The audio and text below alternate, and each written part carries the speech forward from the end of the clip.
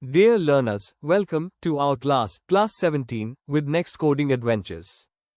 In this class, you will learn that how Ironman will light up its flying boosters and get ready for takeoff if it senses any object in motion in front of it. Let's understand this code step by step. Step 1. Power up my hands and legs light. Pin mod 3 output.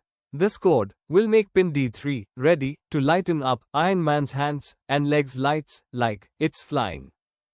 Step 2. Turn on my AR sensor eyes. Pin mod A6 input. With this code, pin A6 will sense or detect any motion or object if present in front of Ironman. Indirectly, this helps to detect the presence of enemies or danger in front of Ironman. Step 3. Is someone moving near me? If analogRead A6 is less than 999, digital write 3 high. This code will check if value of input received on pin A6 is less than 999, then turn on Ironman's hands and legs lights.